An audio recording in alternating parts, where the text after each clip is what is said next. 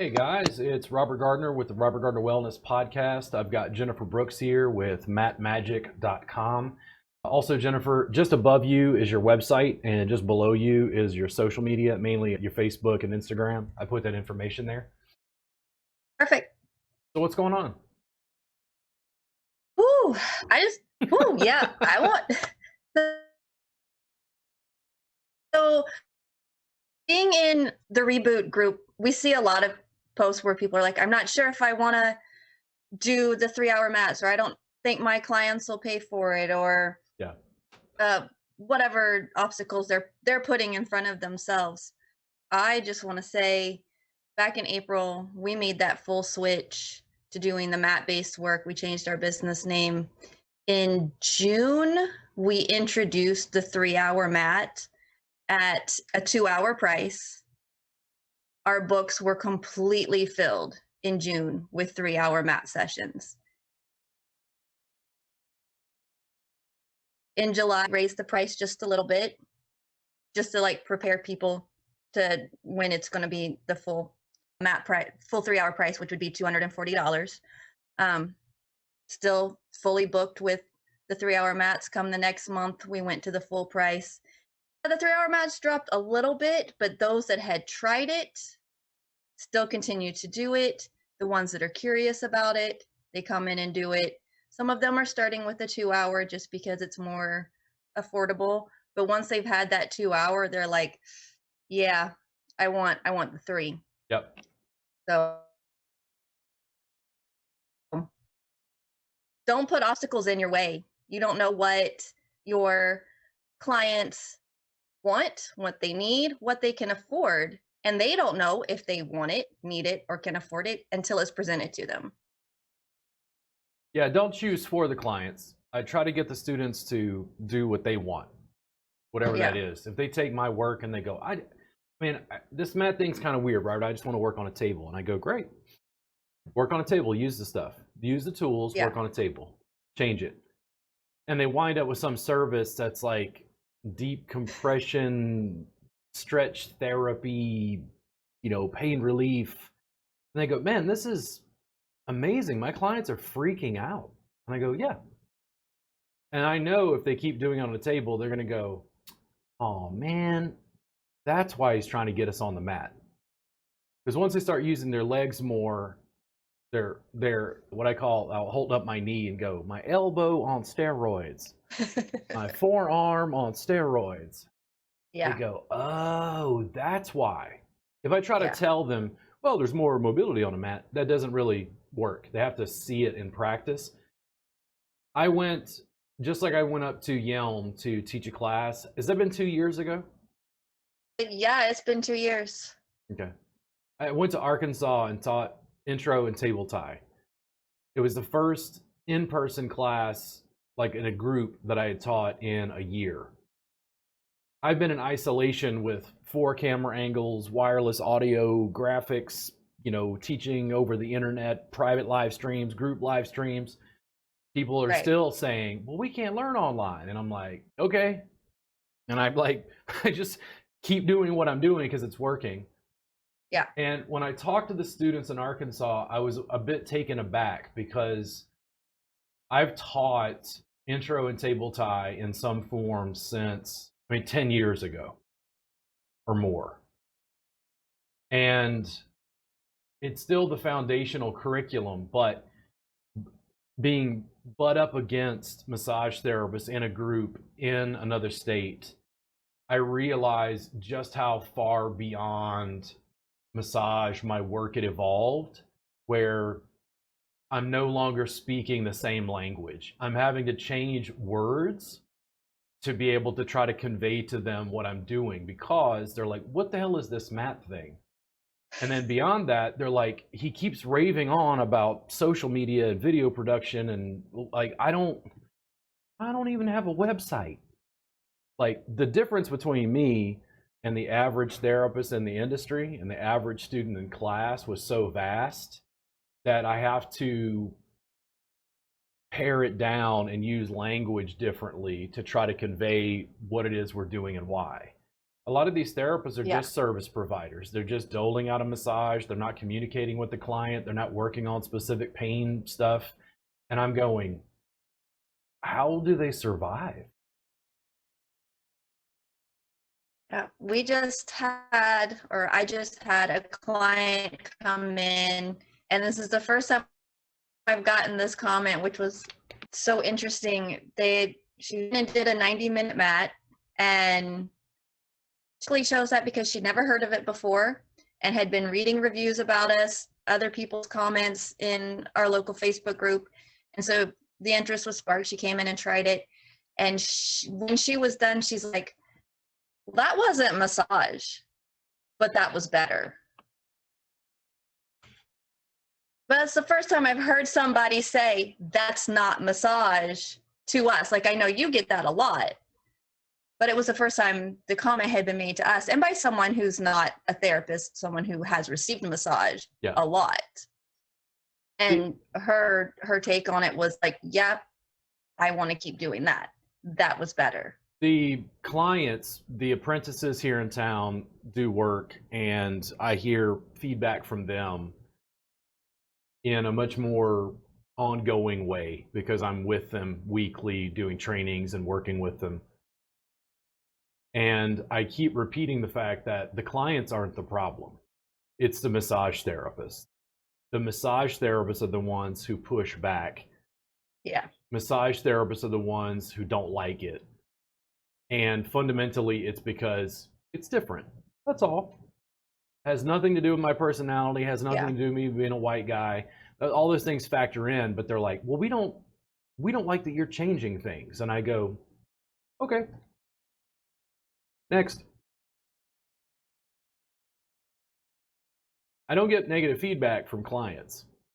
My bank account keeps growing. Yeah. And I'm like, the clients never go, well, you know, I was really just hoping to get a massage. They're like, dude, what you do is amazing. This is like, why isn't this everywhere? And I'm like, massage therapists keep telling me it's not massage. And they're like, what? Oh my God, are you serious? I have asked why nobody else is doing what we're doing.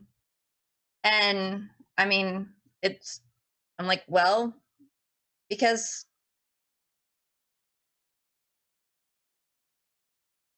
we're taught one thing in school and it's been taught this way for so long, people can't get out of that box and try something that is, I don't want to say revolutionary, but it kind of is. It is. So here's the deal. I say this all the time. I'm in an industry full of boxers. They have a jab and an uppercut. And then Hoist Gracie walks into the ring, dodges one punch, puts them in a chokehold, brings them to the mat and says, I'm going to rip your arm out of socket unless you tap out. Brazilian Jiu-Jitsu. That's what I'm teaching in the industry, and that's why there's so much pushback, because they're like, but this isn't, we don't have the structure. We, like in schools, we don't do, and I'm like, okay, listen, I understand that this isn't what you're taught in core curriculum. I'm going to update the body work. We're going to keep all the anatomy and physiology and health and hygiene, and we're going to update the body work. The difference is I can do table work or mat work with equal ease. I know both. The industry as a whole, there is no facility in the United States, period, that would allow students to do what I'm teaching. Right. They won't allow it. They're like, this isn't massage. And then I go, great. So we don't need licenses in all 50 states. Sounds good to me. The students who do the work, I never hear, well, my clients don't want to pay for the 3 hour. My clients don't, I don't know, they're not really into it. They just want a massage. I don't hear that. I hear the clients who are in pain going, dude, this is amazing. And they seem to want more. The problem is, why would a massage therapist want to deal with the judgment of their colleagues, peers, and other massage therapists, not the public? Why does a massage therapist want to step out on their own and get judged by every massage therapist in their town because they dared to do something different? How dare you stand out? How dare you be different?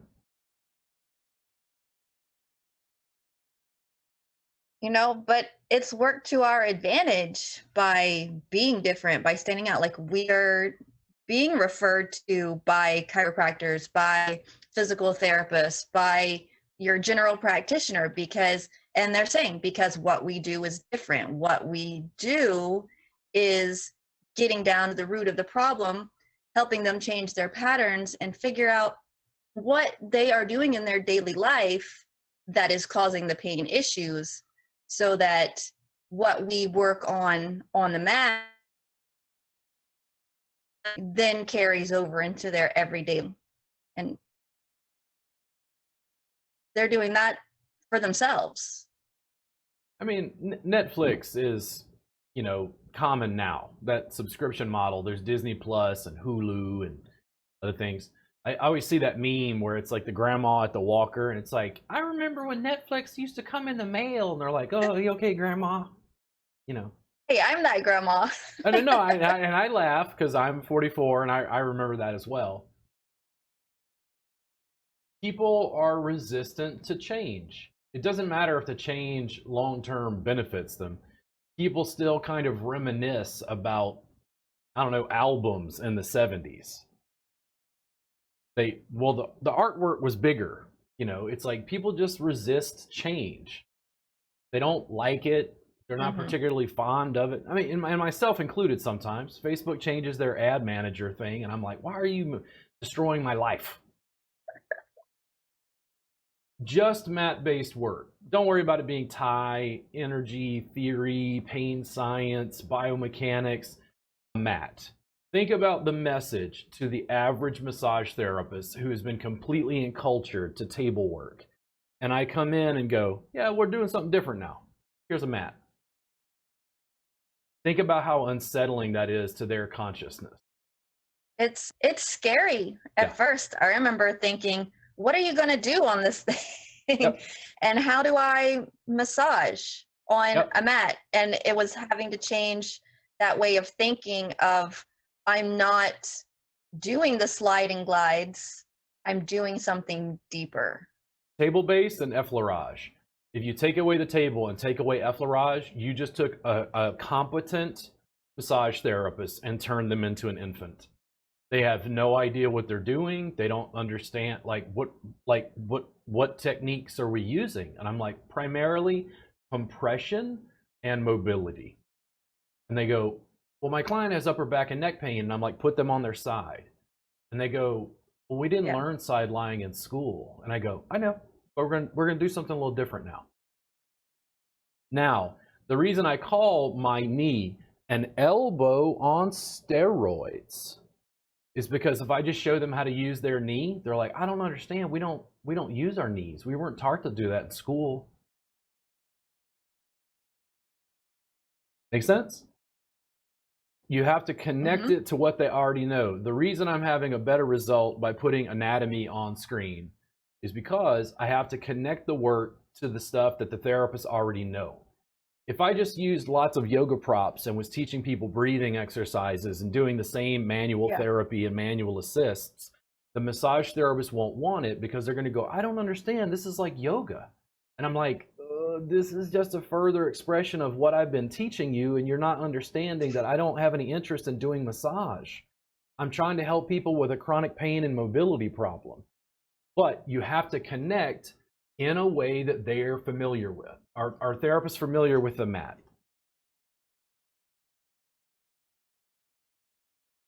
No. No. Are they familiar with suspension and I'm standing on people?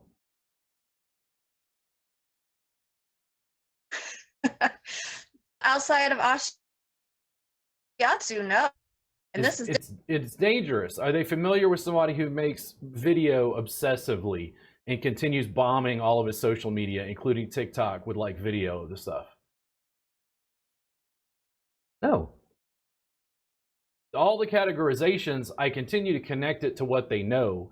I'm going to show you how to use your elbow on steroids.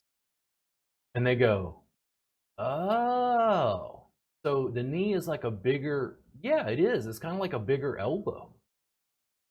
If I don't do that, it completely loses them. They're like, this guy's a madman. This isn't, like, this is so different. Like, this isn't, and I'm like, yes, we're going to solve a problem in a radically new way.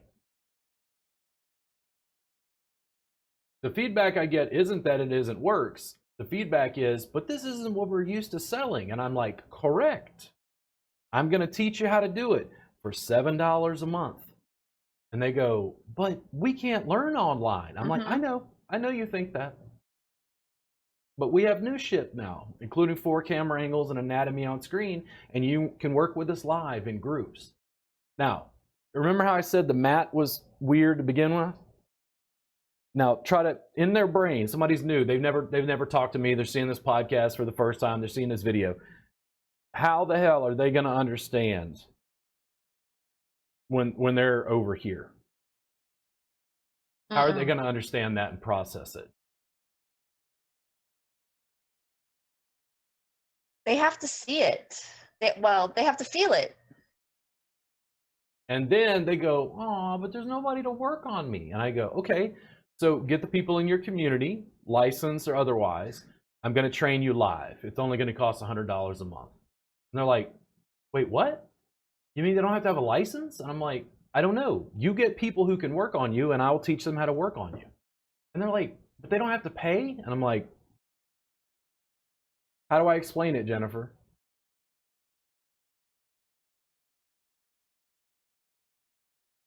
It's going to take time. It'll take years for the industry to understand what we've done. That's all. It's just a different way of working. It solves a pain management and mobility issue. Your clients like it. In fact, it does. And so I have that 70-year. I have that 70-year-old client that I've been posting some videos of. It used to be she only would do table work. She couldn't relax on the table, like never. Her body never relaxed on the table. And so I was like, why don't we try the mat? Let's just give it a try. And so she got on it, and her body actually relaxed. Something she couldn't do on the table, but she got on the mat, and it was just like her body was able to let go. And she's had sciatic issues that runs into the front of her groin area. It makes it hard for her to get out of bed, get out of her car. Since being on the mat and working those issues, which I wouldn't have been able to do on the table just because of some of the positions we get in, now she is pain-free getting up out of bed, pain-free getting out of the car. Like, she can actually make those movements and not have to, stop and catch herself or move slow so that she's not creating more injury to something that's already in pain. She's freely moving. And she has said, I got her on the video, which was hilarious. I didn't even think that something like that would happen. Is, she was talking, she's like, you convinced me to get on here, and this was the best thing I could have done for myself, is get on this mat, because you can get the pressure, the leverage, and the positions that I need to feel better. I have no issues with clients. The issues I have are massage therapists going, but this is too different. But they never tell me. They're like, Robert, this seems ineffective.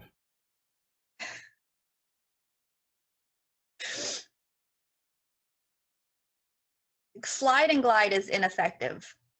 Ooh, boo, hiss, boo. I'm just going to cut that clip and put it on Instagram stories so I get a bunch of hate mail. I mean, it's true. It feels nice on the table. That's it. Once you get up, anything that you had experienced with that slide on the table, you get up, you get in your car, it's gone. It doesn't last. We've had some discussions recently, and in my practice, one of the things I targeted was like pain relief and mobility. I never went after a relaxation market. I never talked about relaxation. I never focused on relaxation. I didn't mention relaxation. It was never, you know, I'm Robert Gardner. I'm going to deliver the most relaxing session. It's 3 hours long. I just don't do that. And then apprentices and students started debating, like, is the work on a mat more relaxing? And some of them were like, absolutely. Like, I can't even, like, I hate getting table massage now. It's just the most ineffective, you know, thing. And I think some of it has to do with preconceived notions and expectations. The reason I didn't sell massage and the reason I didn't sell relaxation was I knew that they were going to come in and try to compare it to whatever else they had received. If I worked on a mat and didn't use effleurage, the client was going to go, well, I don't understand why this guy does something different. And I just went, well, even though I'm a licensed massage therapist, I'm working on pain relief and mobility. And they're like, oh, why? I got this back pain. I'm like, oh, okay. Tell me about the back pain. And then if they give me 5 minutes, they were like, dude, this is way, like, you got into my stuff like real fast within 5 minutes. Like my upper back and neck already feel better from 5 minutes. I can't imagine what another 2 hours and 55 minutes would do. People can have a debate, but I think it also depends on the person's body. I'm not getting rid of the table. I'm not getting rid of effleurage. I'm not getting rid of massage chains. I'm not getting rid of Swedish.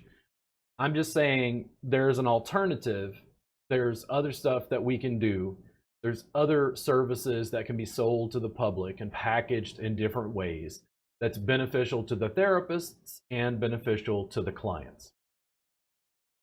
Yeah. It's funny that you talk about the not marketing relaxation, because I have it separate on our website, or rather on our booking thing, that if they are booking a table, it's relaxation. If they are booking a mat, it's pain relief, it's treatment work. And I still have people that book the relaxation massage wanting treatment work.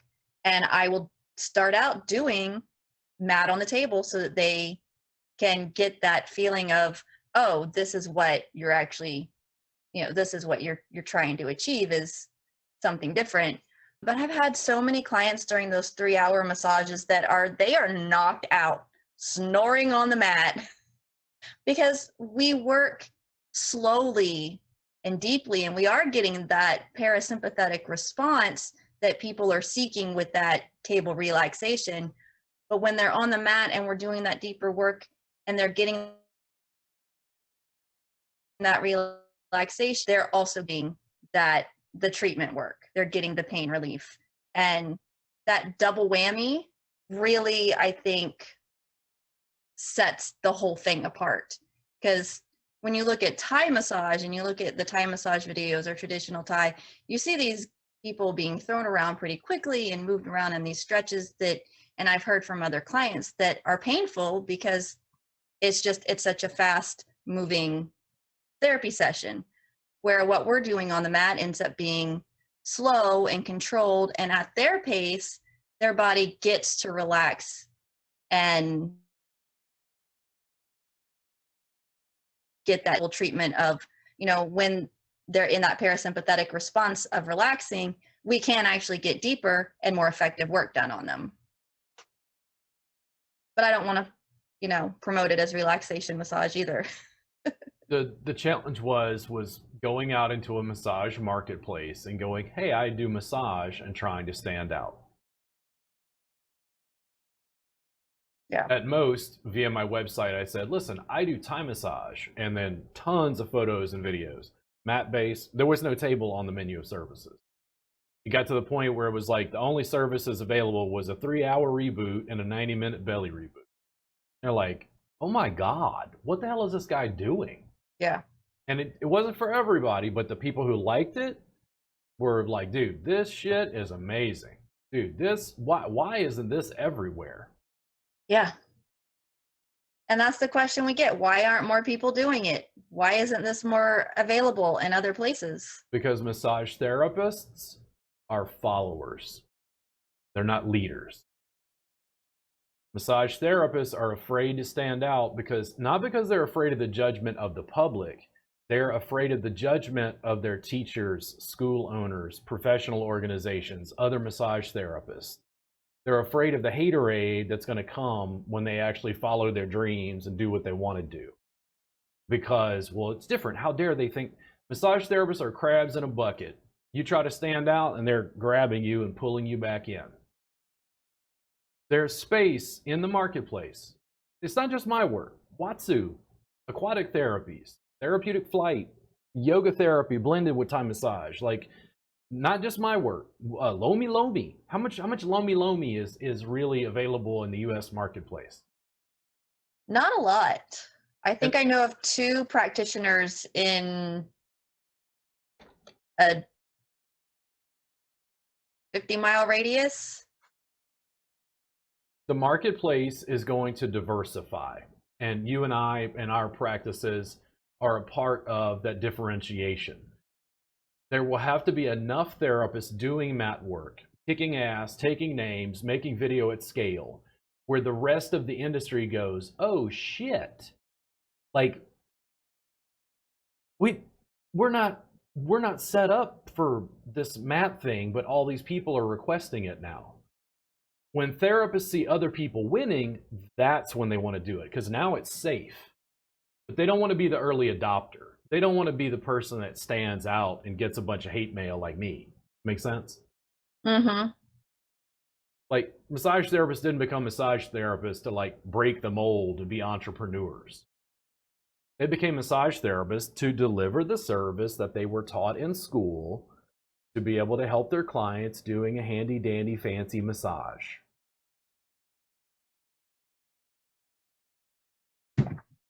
Yep. And I mean, my experience in school, I don't even feel like what we learned did a fancy massage. I really felt like what we were being taught was to do a specific routine and be able to work at a massage envy. Yeah. I mean, talk about really being put in a box. Well, core curriculum is limited. I mean, we had like some classes that went over injury treatment and how to specifically like target those areas, but it was such a quick course that there was no like really learning it and integrating it. It was, here's your formula, just do this. Yeah. The school owners and the infrastructure is designed to get therapists to get their license, to be able to do a massage safely, and to go ahead and pass the MBLEX and get started. The therapists are expected to do continuing education with people like me and continue to develop nuance in their practice and all the myriad forms that they could develop, which goes way beyond my work, a ton of other styles. There's not enough time in core curriculum. I asked Kristen flat out. Kristen has worked with me for 3 years, and her sessions are just starting to really cook. I mean, they were okay before, but she'll work on me and my arm. I'm like, dude, I'm almost a little regretful that I taught her. That's how that's how intense it is sometimes. I asked her point blank. I said, somebody just finished massage school. They got 500 hours of training, Kristen. Now they want to do my work. How long do they need to study with me? How many hours? Core curriculum is 500 hours. And she was like, oh, well, but people learn at different speeds. I'm like, I know. I understand people learn at different speeds, but they just finished 500 hours in school. How many hours do they need with me? And she's like, at least 1,000.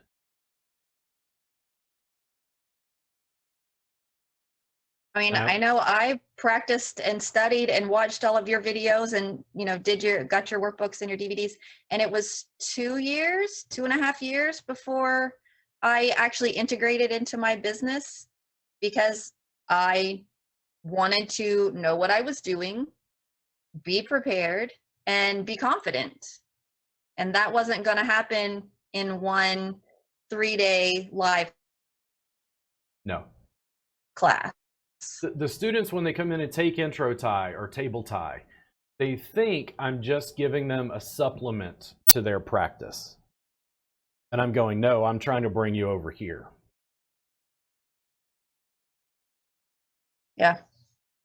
That is why I supplement so heavy digitally via video, live streams, group live streams, private live streams, workbooks, DVDs, online CE classes, ongoing, vault access, every class I've taught since 2017. And now they're going, but it's too much stuff. I can't watch it all. And I go, and I will do this for the rest of my life. Now, what do they watch?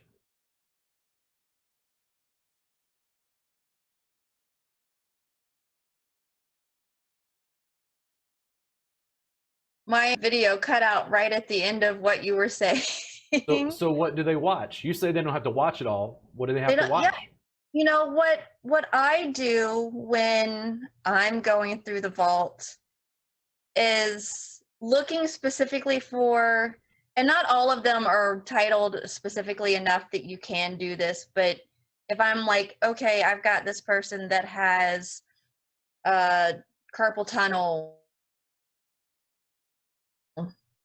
issues, I will go look for the videos that have carpal tunnel in the title and get, like, I'll watch through it. I'll practice on myself so I kind of have a feeling of what it is, the techniques are that I'm using, and then I apply that on my client. Like I had one that had trigger thumb, and a lot of the stuff that you do for carpal tunnel is the exact same thing you're going to do for trigger finger, trigger thumb. So I was just able to take that application and put it with them and get them relief. So yeah, there's a lot of video in there, and a lot of it's titled specifically enough that you can say, okay,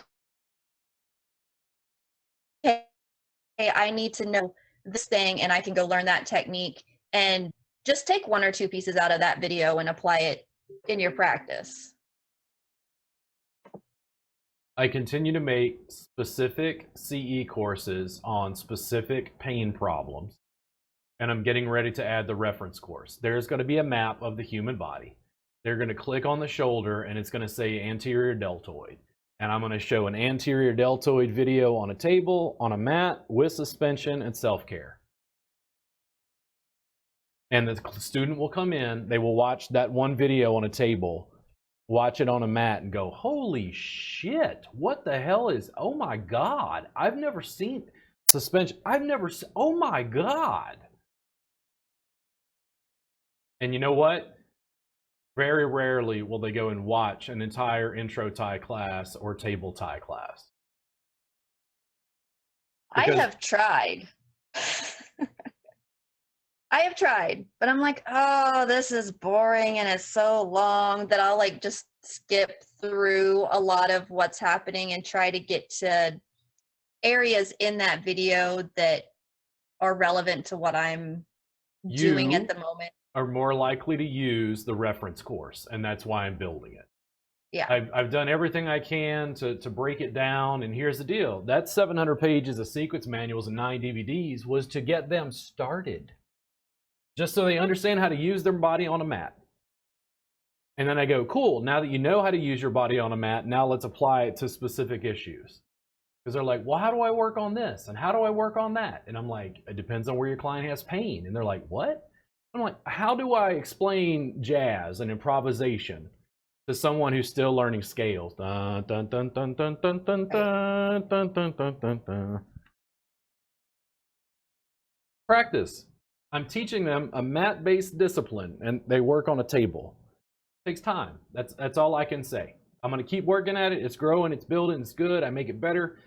When I break it down and you click on anterior deltoid, shoulder pain, and it goes table, mat, suspension, self-care. How much easier can I make it? That feels like, mat-based for idiots. No, and the thing is, like, I'm trying to give the students the information in the form that they can understand it, process it. And then also there's a speed issue. If they have to flip through a video and they're like, man, I can't find the shoulder thing. It'd be much easier for them to just click on the shoulder, which is what I'm working towards.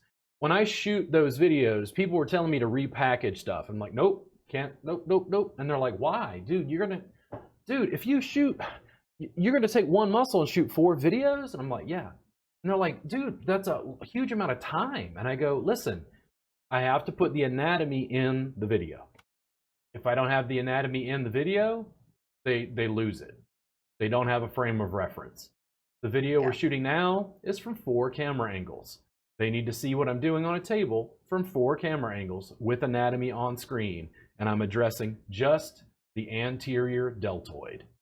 Now, do that for 300 muscles across the entire human body, and that reference course is sitting there, and you see what my business looks like 2 years from now.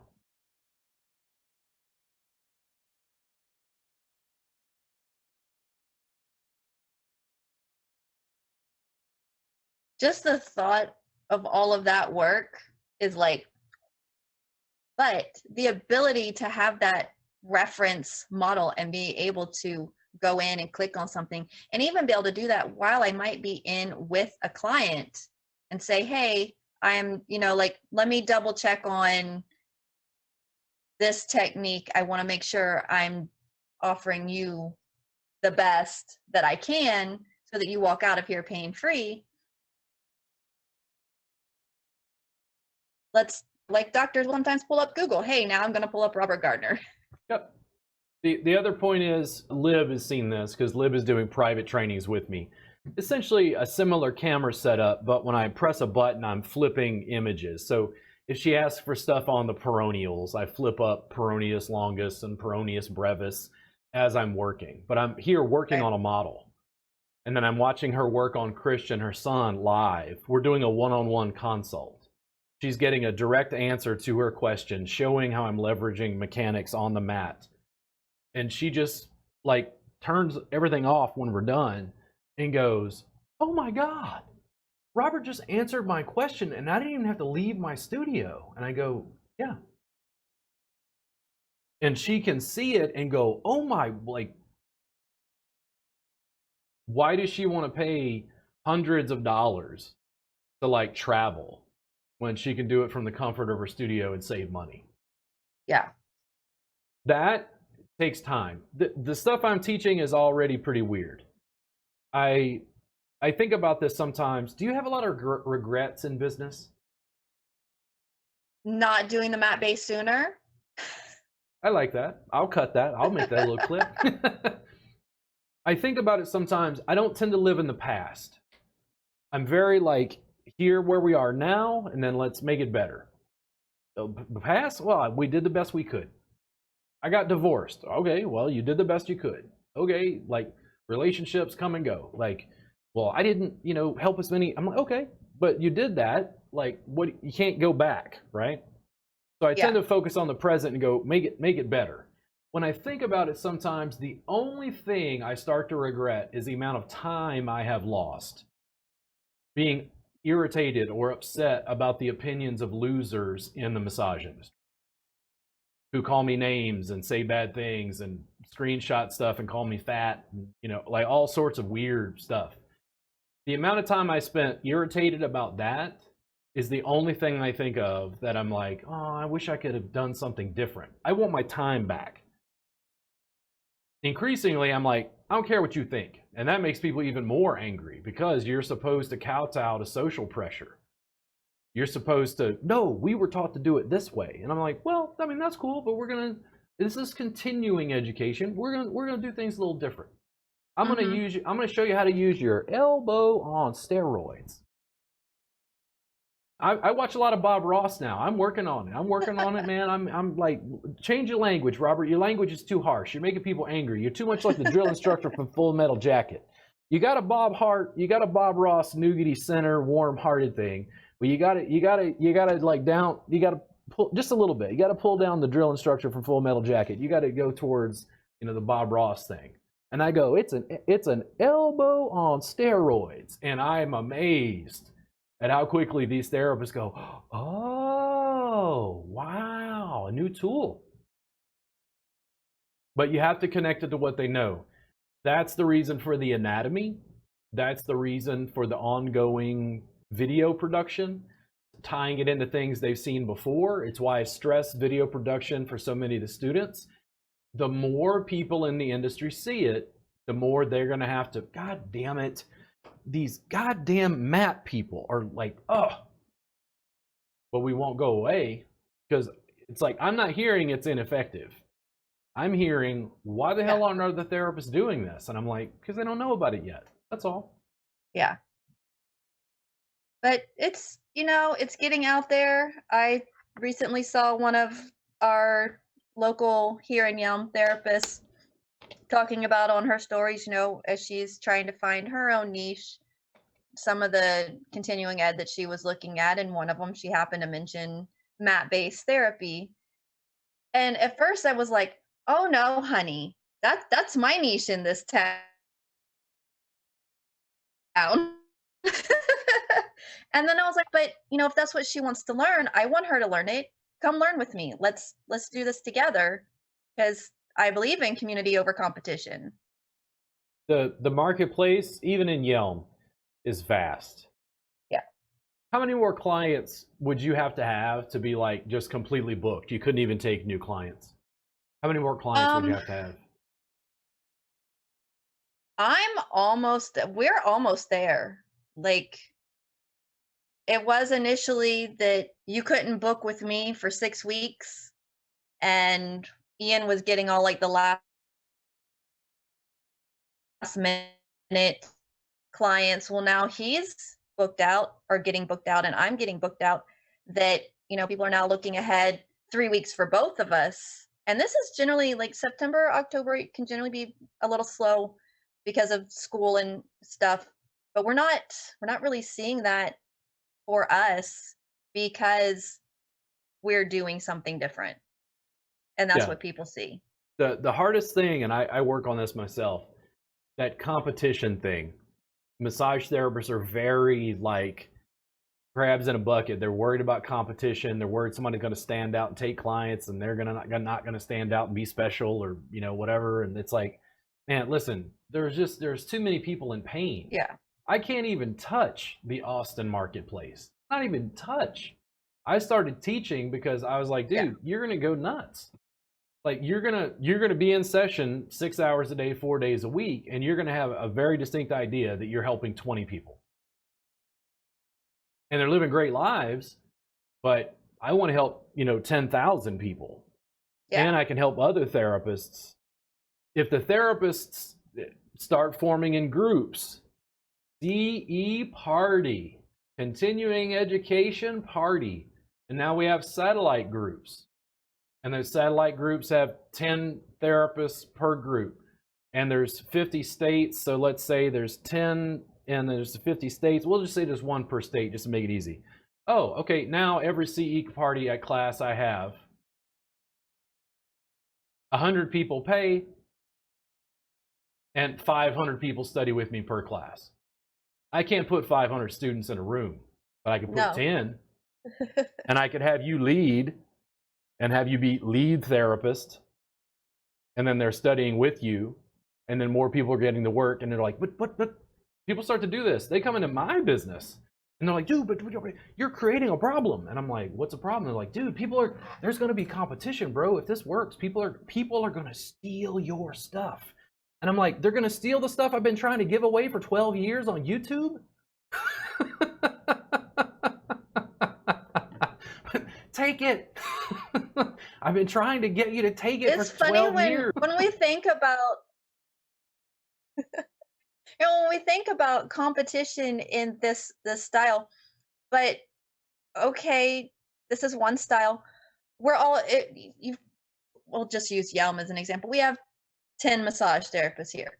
10 massage therapists all doing basically the same thing. Are they competing against each other because they all do the same style? No. So if all 10 of us were doing mat based, are we competing against each other because we're doing the same style? No. But now we can actually get work on each other if all 10 of us were doing it. Not that I see that happening. Imagine creating a new market and having so many clients that you're literally pushing clients away to other therapists. You're selecting the clients you want to work with. But Yeah. your abundance is there's so much money and there's so many clients. You're like, oh, I need a little more time to drink coffee. I want to focus on the quality of my Arabica beans and how they are freshly ground and read a book. Like, I love you guys, but please, like, I have to push clients to you.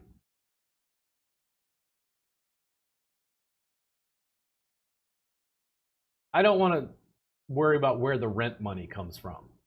Yeah. Like, I'm in Austin. Dude, I get tons of, like, oh man, my own city. Like, for whatever reason, a lot of therapists don't like me, and I go, what?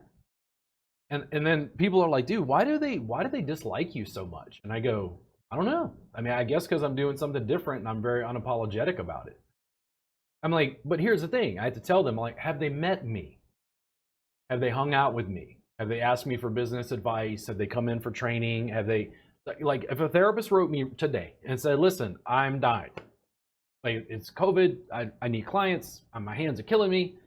You know, can you work on me? And I go, oh yeah, let's like figure out a time. And they're like, well, how much is it? And I'm like, it's like $300 a session. And they're like, oh, but I can't afford it. And I'm like, okay, what can you afford? And they're like, I can afford 100. I'm like, all right, well, let's just book the session. I've never turned anyone away because of cost. There's a reason the subscription service is $7 a month. Because I figured every broke therapist in America could afford it. Now, what they don't like is, well, he keeps making video and he stands out and he's doing something and he's very arrogant about what he does and how good it is and how much better it is than what I do. And I'm like, no, it's just different. But you see how I have to change the language? Same. Yeah. They're making a judgment based on the fact that they saw a video and I said something they didn't like. That's one clip out of 1,300 videos on my YouTube channel. You can go back to see where I started at video 1 when I wasn't confident. I didn't know what I was doing. The video quality wasn't this good. There were certainly no graphics on the screen. And if you continue watching video, you're like, oh. Yep. And even just in the 3 years that I've been watching you, a lot of the video quality and how it's produced has changed. Yeah. Every day, you know, and the reason I don't take other people's judgment very well, we don't like Robert Gardner. I'm like, okay. The reason I don't take it very well is because I judge myself. Every day I get up in the morning and I'm like wiping crust. I'm a horrible morning person. Wiping crust out of my eye. And I'm like, you get off your ass and make the world a better place. The reason the world is like it is because of you, Robert. Ain't nobody else. It's you. It's your fault. And I have coffee and I get to work. I didn't have to do a podcast today. Why did I do a podcast today? I could be off. Because I care more about building my dream. You could be drinking beer already. Oh, I'd be drinking beer right now. I don't care. It's a podcast. They can't come get me for that. The difference is I deeply, deeply care about what I do. And every day I'm like, make it a little better. Learn something new today. Like, I can sit down and just as eloquently talk to you about ManyChat messenger bots connected to a Facebook ad as I can the brachial plexus and its effect on arm and shoulder pain. I can just as eloquently go across that spectrum. That ain't normal. And it certainly isn't average. People don't like stuff that stands out. I see this all the time. This is where I kind of get the fame thing. I talk about Kanye West because people love to hate Kanye West, man. I don't know what it is about Kanye. They just do not. I don't pay attention. I don't know. I've heard some of his music and thought it was pretty good. Like, and they're like, well, Robert, do you like Kanye West? And I'm like, I don't know. I've never met the guy. And they're like, oh, come on. And I'm like, dude, why do you think Kanye is his album? Kanye's a guy. They're like, well, he supported Trump. And I'm like, and? Like, I don't hate all my neighbors who like Trump. Do you really have time to sit around and spend that much time just haterade all day on people you don't know? It's like, now if I hang out with Kanye and he's a jerk, I'll be like, that's kind of a jerk, you know. But maybe Kanye's one of the coolest guys. If I talk to Kanye, I'm like, Kanye, tell me about business. I want to. If I ever meet you, Kanye, we come on my podcast. We'll talk about it. Kanye, I want you to tell me in 30 seconds how you deal with haters. And he goes, who? He doesn't care. It's fame. It's fame. It's like, Yeah. we don't like Jennifer because she keeps doing this different thing and making videos. She thinks she's all that. Like, there's tons of that crap floating around in our industry.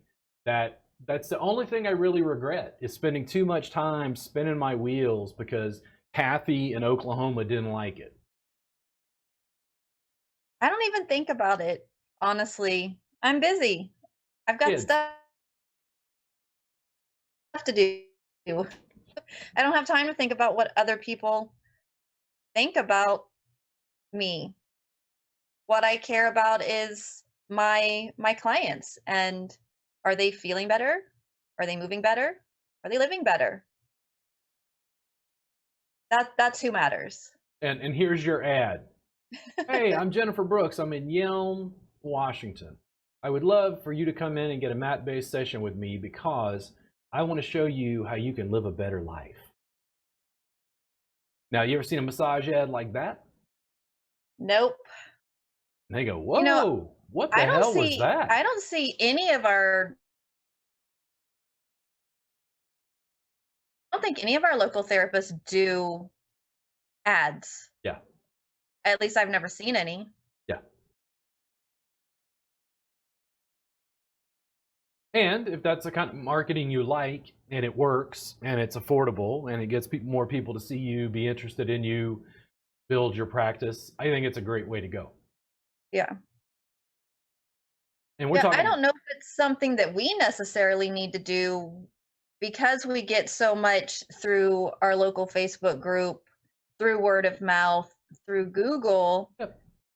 Here's what I want you to do. I'm sure there's still. I want you to run ads and get yourself booked out 3 months in advance. I want you to have crippling success where you go, oh shit. And you go, raise rates, choose the clients, and like pare back. Because I need you to get certified and then start teaching what I'm doing in Washington State. Yeah.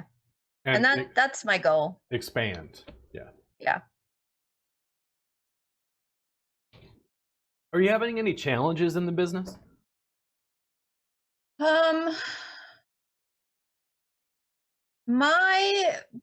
Aside from, I suck at video editing. We all do when we start. Thank you, TikTok, for making that a little bit easier.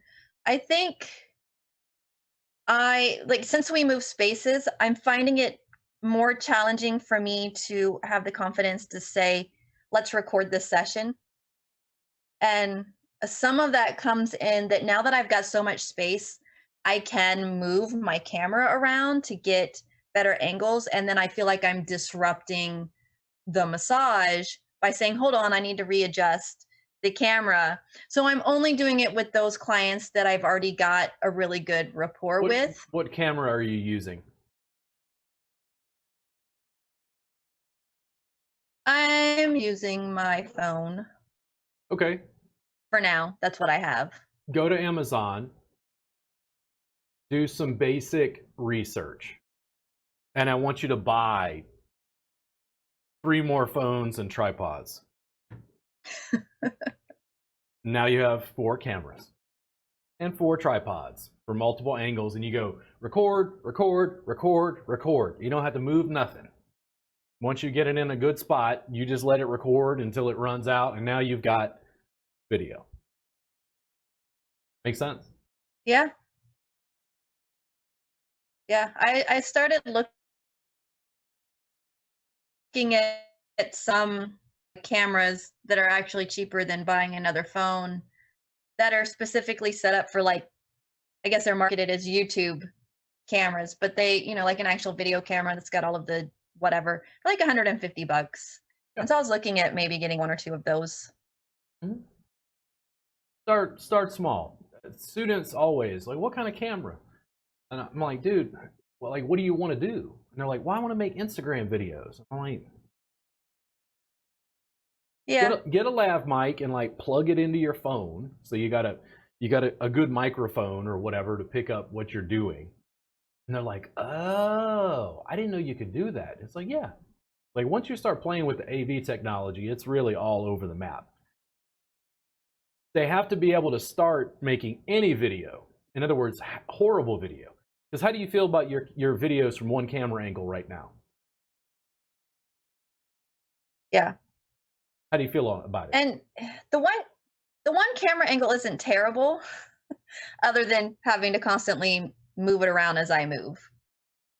But if you go, one camera is down low, other camera's up high, other camera's from this angle, now you got 4, and you go record, record, record, record, and you don't worry about the cameras. Yeah. And now you go, holy moly, now I can put this in video editing software, have one audio signal, and then go clip, clip, clip, clip. You cross them over and it makes like a transition scene. And you go, oh my God, now I have a video from 4 camera angles. You have to do a little editing, but it's like, it was shot with a phone. Fine. People can make a goddamn movie on an iPhone if they're really wanting to. Yeah. And you make it better. I mean, I could do a podcast where it was just us talking on Zoom. Why do I add graphics? Website, social media. Because I can. Because people are like, man, this looks so professional. Like, I don't even know anybody who has a podcast, and Robert's out here talking to people. He's got graphics on the screen. He's flipping up anatomy, doing live consults. But we learned this in school. How much video production did they cover in school? None. How much do I talk about it? A lot. And I'm gonna pass on. This is me. This is my reward as a teacher. When Kristen works on me and fucks me up, I'm like, karma. This is what you did, Robert. You set Godzilla loose in Austin, and she's like, I'm crushing buildings, and I'm like, whoa, back off a little bit. Yeah. I'm always gonna pass on my flaws and foibles. Video works really well for me because I've got the gift of gab. And it allows me to let the people who like me find me. I'm occasionally like very taken aback when they take a class or they get a training or an owner hires me from some facility and then they're like a little offended at the stuff I say. I'm like, you're not watching enough of my video.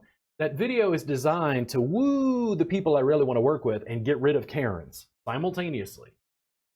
Karens are like, we don't like this. I'm like, okay. Good. I make video to make sure you never come to my class because I don't want to deal with you in person. It's like, it's just as much a warning as it is, come on in. More phones, $150 is nothing. That's one session.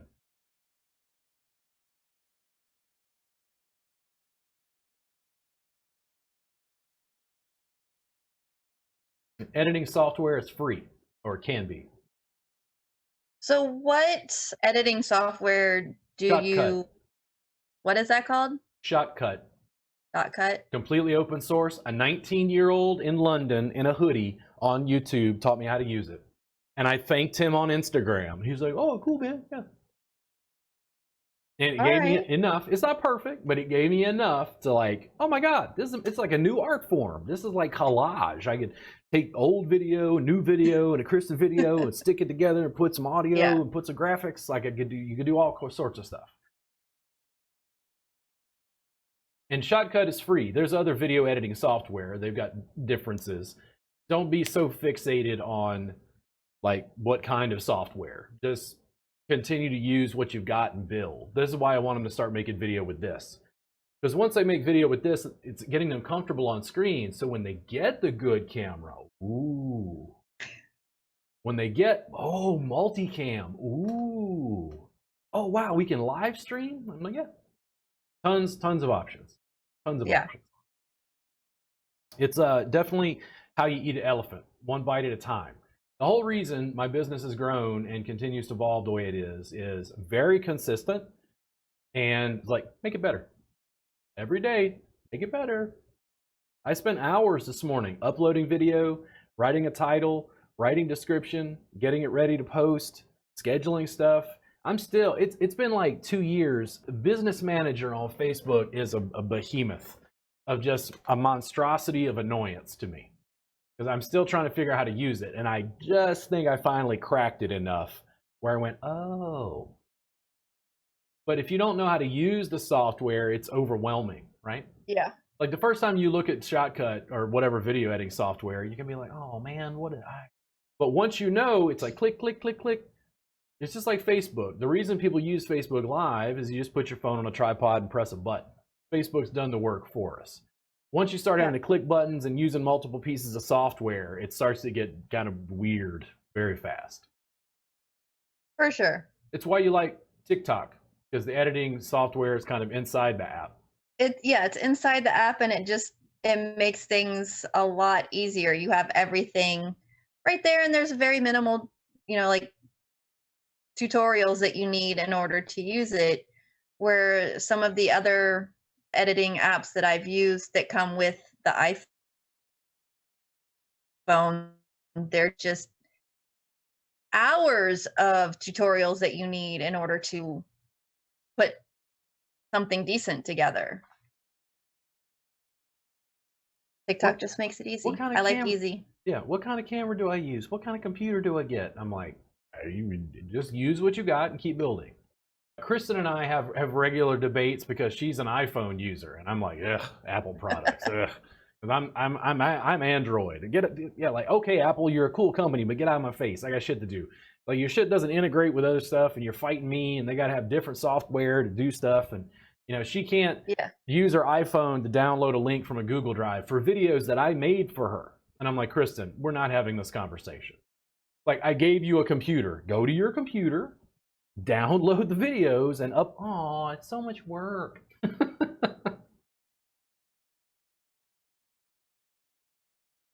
Yeah, and that's the problem I have with the iPhone is, as much as I love it and I find it easy to use, it is, to compare it to table massage, restrictive. Where doing this video and doing the editing and stuff actually has me considering making that switch to an Android. And I don't use Apple products well enough to know. I know that the cameras that I see on iPhones are really good. I think the camera and the video quality from iPhones are really, really good. It's time for me to update. Like, my Android is an S9 Plus. It's a little bit older. It's probably time for a new one. I mean, we're talking about an industry that makes no video. If you just make hundreds of crappy videos, you're way ahead of the curve. Very true. And you'll laugh at those videos later. But every day, I'm like, I go back, listen, for inspiration, I watch two things. I go back and watch my first video to see how horrible it was. And then I watch Winnebago Man on YouTube. And when I watch Winnebago Man, I'm like, yep, there you go. God damn it. The guy, do you know what I'm talking about? Winnebago Man? Do you know what I'm talking about? No, I've never heard of Winnebago Man. I'll post it in the group later so you can watch it. Winnebago Man is like when cameras were evolving in probably the late 70s. And this guy's shooting promo reels for Winnebagos. He's like a Winnebago salesman, and he's got some 15-year-old kid doing the lighting and shit. It's like somebody took all the outtakes where he's cursing and pissed off, and they stitched it together and created a pre-internet viral thing where people were copying this VHS tape for people. And when I get frustrated when I'm making video, I go watch it, because he's waving a towel. He's like, goddamn flies. Just losing his mind. But the more you look at it, you're like, oh, because he was just so frustrated about I got to shoot the video, and he flubs his line, and the door won't come open on the Winnebago. It's just a nightmare, but it always makes me laugh about video production and all the stuff that goes into it. A lot of AV nerds know it immediately as soon as I mention it. And for me, a lot of the video production, I mean, I continue to work at it to make it better audio quality, video quality, graphics, that sort of thing. I just try to have fun. Like, students come in, we'll do the time massage jam. Kristen or Danielle will get like, I'm kind of nervous. I don't, like, I don't really know my anatomy so well. And I'm like, the anatomy's on screen. See where it says deltoid? Press number 1. And they're like, but I don't know the origin. I'm like, the public doesn't know the origin insertion of deltoid either. They're just going to be amazed that you put deltoid on the goddamn screen while you were working. Like, that's rock star shit. You are a rock star.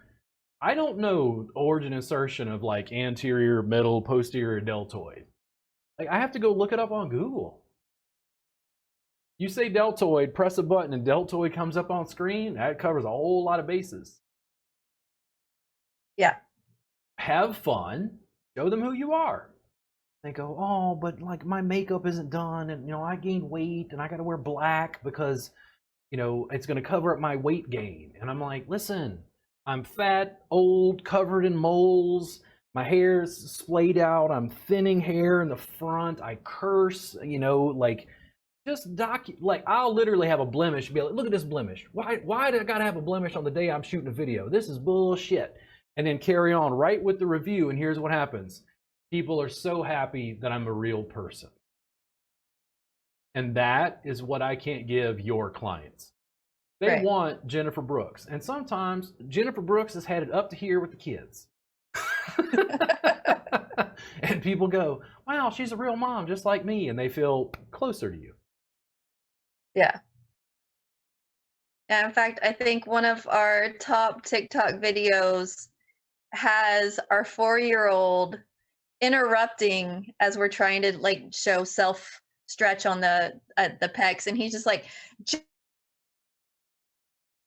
jumping in front of the camera and running around and like, look what I can do. And we're like, Charlie, come on, we're trying to film this video. But that's got the most views on TikTok. Why? Because it's our kid being a kid and us being parents. And here's what it is. It's relatable. It's personality. I tell the students it's weird. The flaws are what people notice. The errors. When I try to say some brachio, God, what is that muscle? God damn it. And then I continue on. They relate to that so much more than, well, it's brachioradialis and it connects along the greater tubercle of the humerus and the, it's like, that's dry. When I mess stuff up and like, I have no idea what I'm talking about. People relate to that. To me, when I looked at your social media earlier, because I had to grab the links to put up the graphics, I saw it looked like you kissing the kid and then your husband holding the other kid. And I'm like, immediately is like, I'm like, real people with real families and real issues. That little video where they're like, hey, I'm not jumping out in front of the screen. I would use that as the ad because people are like, it's just like TikTok, right? You tested the audience. The audience loves the audience stuff. Loves kids. Personality.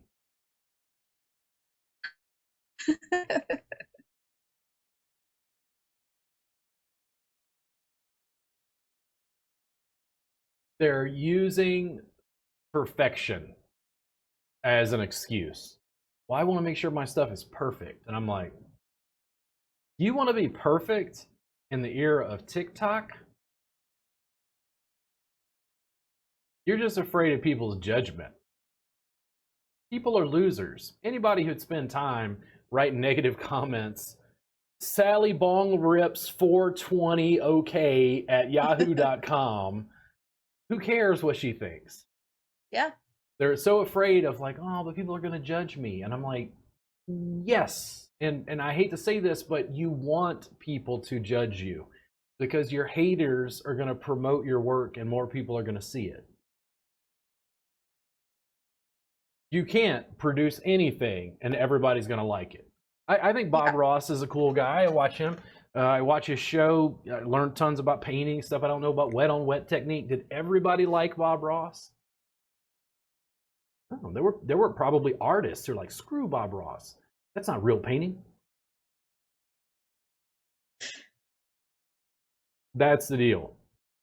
Yeah. You can't do anything without somebody eventually not liking it. Like, well, I want it to be perfect. And I'm like, no.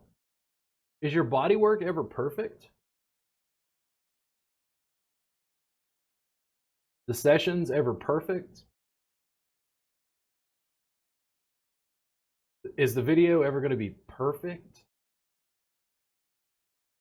No. I'm afraid of what's going to happen. It's 2021.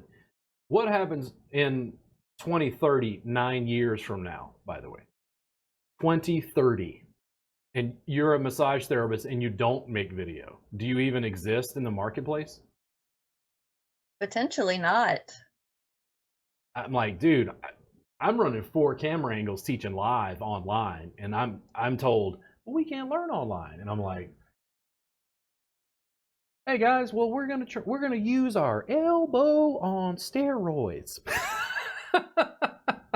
I'm like, I don't, because I can engage and try to have a debate, but that's not going to win them over. You just got to show them.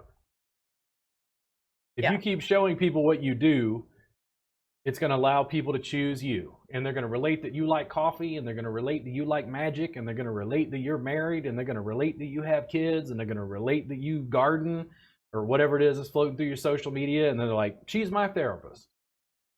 Then the work is done. Yeah.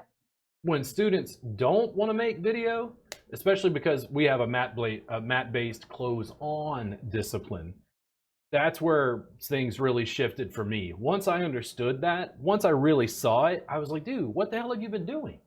And I went, nobody taught me about social media. I'm 44 years old. I had to figure it out. I didn't know what YouTube was. Mm-hmm. Facebook was just some thing. I go back and look at old Facebook posts in horror. I'm like, dude, what were you doing? And I'm like, I wasn't using Facebook for business. Facebook wasn't business. Facebook was like how my friends communicated with me. Yeah. Yeah. Learning the social media, I feel like in our generation is a lot harder, especially when it comes up, people talking about, like, you were talking about Discord and Snapchat, and I'm like, let's use it to chat, but I'd never heard of it. And I know Snapchat's been around for a while, but I get on there and I'm like, what the hell do you do with this? You just take selfies and send them to people? I don't like taking selfies. I'm not a selfie person. This is not gonna work for me. And that's kind of how I felt about TikTok too, is trying to figure out how to navigate the For You page and get the things showing up that you actually are interested in, and learning the hashtags. And then you got to learn how to do the video and be on video. I'm like, video. But now I'm doing it. And I just have to stop thinking about how I perceive myself to look on video, and I just do it and post it, and I don't think about it anymore. My shift, and I've told Kristen this, there's a big shift that happened for me when I realized that this was a tool for production, not consumption.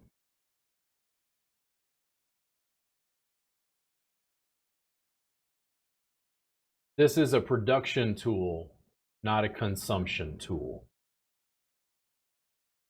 I could have just as easily had this consult with you and not recorded it. Why do I record it? Make a podcast, make a video. Cut it into chunks and make 12 videos out of the hour video. Well, one, it's production for you, it's advertisement for you. But when you break it up into those chunks for the person that does use the phone as a tool of consumption, the smaller pieces with our short attention spans, that's gonna, you get that 15 seconds, you've caught their attention, that you've got their, and then they can move on. I'm using it to entertain people and educate people. And I go, man, we're not releasing enough video. And they're like, dude, are you insane? Like, you already released. I'm like, no, we need like 3 videos a day on every platform. And they're like, oh my God. That's a lot. Are you serious? And I'm like, my marketplace is only limited to this planet. Because this is the only planet that we currently have people living on. That's a pretty big market. I'm not located just in Austin anymore.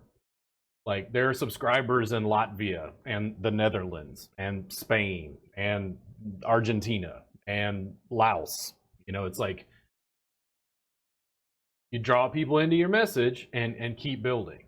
I have a vested interest, like more video. It's worked thus far, and I assume it will continue to work. Yeah. It allows more people to choose me. It allows me to cross promote with your business. And when these videos are cut, all I have to do is upload them to Google Drive and go, here you go, Jennifer, here's your copies. Enjoy. Yeah.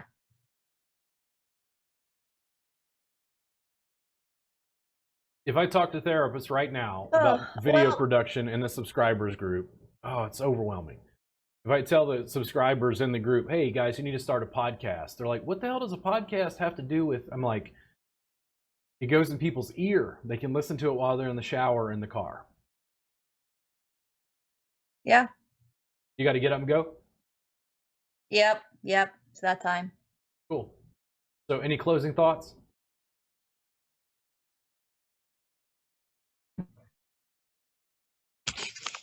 And then it doesn't help that my video keeps breaking out. So. No, it's fine. Tech problems. They'll relate to us more. Any closing thoughts? I'm going to go back to that first thought. Don't be your own roadblock. Don't get in your way. Don't get in your own way. And wonderful things will happen. Thank you guys much for tuning in. You can check out matmagick.com. You can find Jennifer Brooks and there on her social media. I'll see you guys again soon. Thank you so much for coming on, Jennifer, and chatting with me. I'll talk to you very, very soon. Yeah.